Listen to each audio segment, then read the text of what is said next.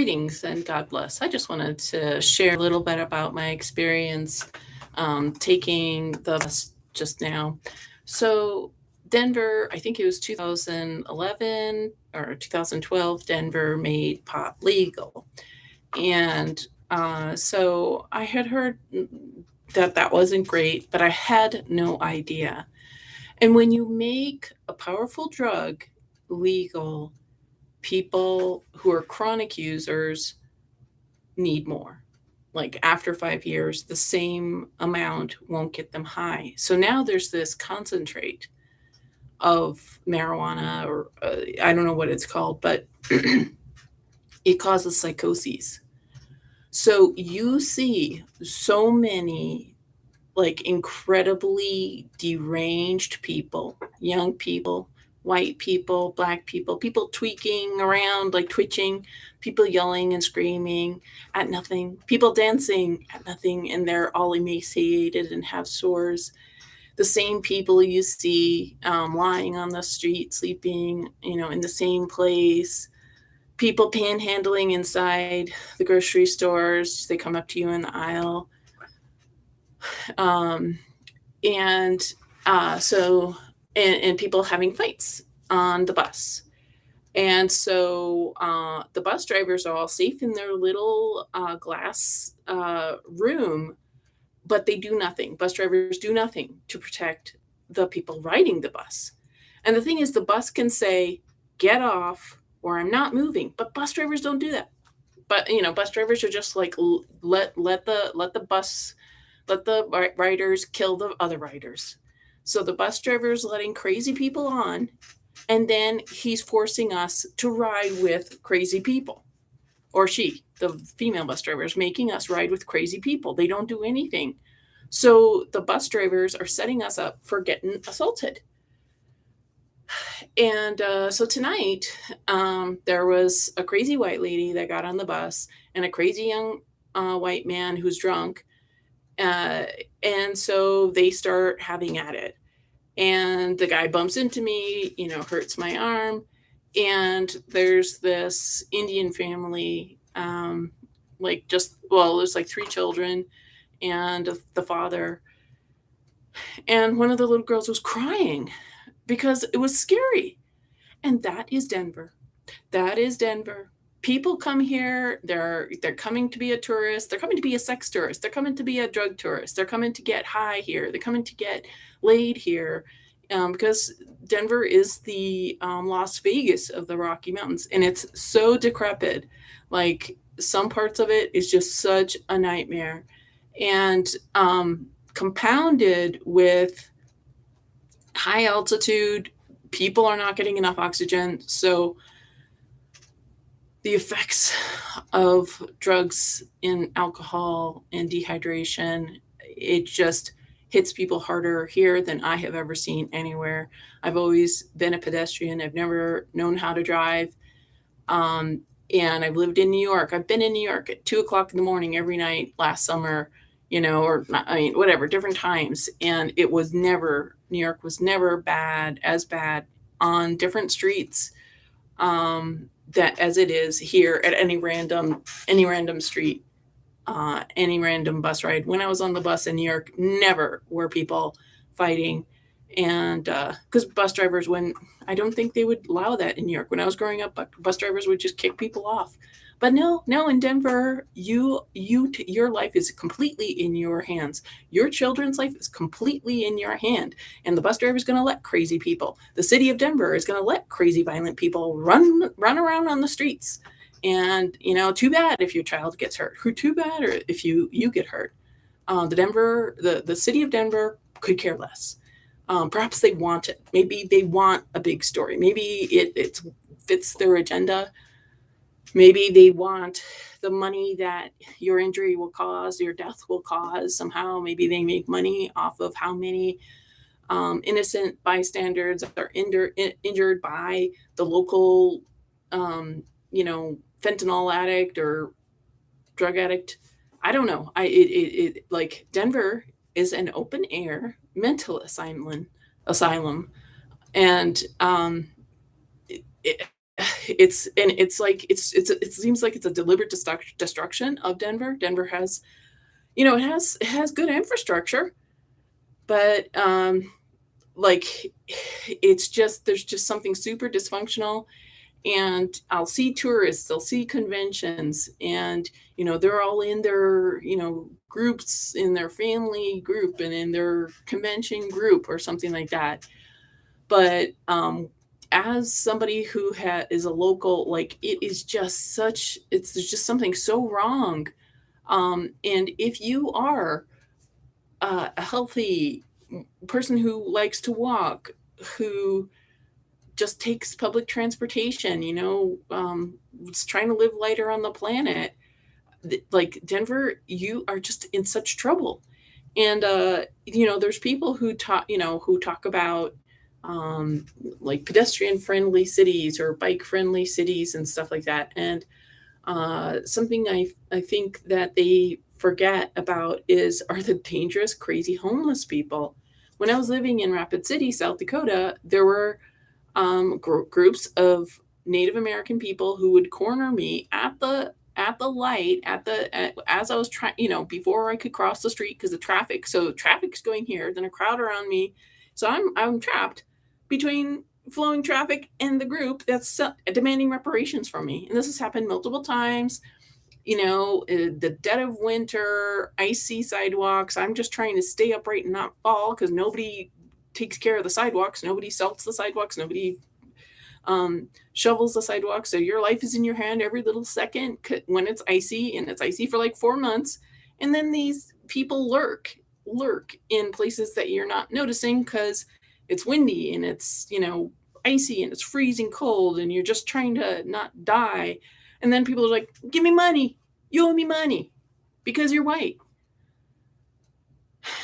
And the thing is that I keep on hearing is people are like, white people are so fortunate. The majority of the homeless people I see are white people. These people are so messed up. The black people who are, or whoever, Hispanic or Asian or Native American, who are complaining, would you trade places with these insane white people that I'm talking about? These emaciated zombie white people, these white people who are dancing to no music with sores all over. Would you trade places? Would you be like, oh yeah, I want that white privilege? Because folks, these people, there isn't white privilege. What these people have is white skin. And if white privilege is real, they should be your king and queen, but they're not, are they? They're the lowest scum that you would kick in the teeth, and few people would ever say anything. you know so yeah, it's just like it's a nightmare. It's a nightmare, just trying to, and I don't understand why, like, people kind of poo poo my reaction. And I think people are doped up. I think people are on prescription meds or they're on recreational substances that just makes them ignore this pathos, like every 10 minutes, if not more frequently, there's pathos that's thrown right in your face here in Denver. And yeah, it's just I'm just letting you know. I mean, I told the guy on the bus whose little girl was crying because she was scared by the crazy people, the drunk people, the drug addict people, the mentally ill people fighting on the bus right in front of her. I was like, this is not a place for children. Like, if you're a parent, do not bring your children to Denver. Okay, if you have young children, do not bring them to Denver. Do not take them downtown to the 16th Street Mall. They make, cities are just full of hype, and that's their job. Their job is to do a bait and switch. Their job is to get you to spend money, to get over there, pay $300 a day for a crappy hotel room, and look at their disgusting, dirty streets full of crazy people, and serve you crappy food. Like, that's what cities do. When I was in Portland, Oregon, like, they would hype how green the city was, with the green buses, and, just that they had buses. The thing is, Portland is weirdly configured, and it is very difficult. If you're a pedestrian, it is very difficult, very frustrating. And even if you're a cyclist, it's not very convenient. There are just weird instances where you have to go, like, like 4 miles to get to the other avenue. And my first 5 months when I was in Denver, different cyclists on the sidewalk, whether it was from behind, to the side, right in front, around a corner, crashed into me as I'm walking on the sidewalk. And they were just like, "Oh, you're in my way." They weren't like, "Wow, that was messed up. I shouldn't ride like a bat out of hell on a blind curve right in front and right into somebody right in front of me." I mean, what? I don't know. I mean, we it is the end. It is the de-evolution. We are seeing the de-evolution of humans right before our very eyes. And folks, avoid Denver. Denver does not deserve your money. They are not taking care of you if you're on the sidewalk, if you're taking their buses. They do not protect you. They have people in monkey suits, but that do nothing. Um, and they have these like scooters that people are riding like they think it's a car on the sidewalk. So this is just as bad as having a whole bunch of bicyclists. And not only is it one person riding really fast, there'll be a whole group of like 3 or 5 people expecting you to jump out of their way when you're walking on the sidewalk. And Denver does nothing. Denver, maybe they'll put up a little sign, but there's never accountability. So yeah, like uh I really do not recommend Denver. I don't recommend Colorado as a whole. I know it has this hype, and yeah, you can hike somewhere, but are you sure some crackhead isn't living in the bushes right behind where you're hiking? I mean, I don't know. It is just such a disappointment. This is probably one of the most disappointing places I have ever moved to. Yes, there's some health food stores that homeless people are in. Um, and, I don't mean to bash that demographic. Uh, Yet it's like the Whole Foods is taking over, is the community center. Um, and, is that really Whole Foods' responsibility? And I mean, so anyways, and I mean, the thing is, Whole Foods, it's run by Amazon now, and you have to have a smartphone and use a QR code and a whole little like series of photos and entries and whatever to even use the bathroom at Whole Foods. But it is. I got to say, it's handy that it's right there if you want to get an overpriced $20 meal for 8 ounces or something like that. But at least something's there. You don't have to starve or severely compromise your diet with 7-Eleven or something like that. Um, but yeah, I just and I hear people, like I've talked to people who think Denver is the best, but I really don't recommend it. If you are somebody who likes to walk, who likes to be in an urban environment, who likes to take the bus, who likes to hear the birds sing, who likes to walk in the rain in a city, who likes to be around other people who are walking around doing their business, like this is not a good place. I would say like New York City, Manhattan, anywhere is better than Denver. Um, I don't know. I mean, I'm thinking San Francisco. I'm thinking even maybe Portland is better. I don't know. I think Denver has it worse because it is this drug center of the Rockies. And the city is very proud of it. If you look at the literature, they're like, oh, like Colfax is our mile of sin, and they're just so malevolently pleased about it, and it's just a cesspool. Like, it's just so disappointing.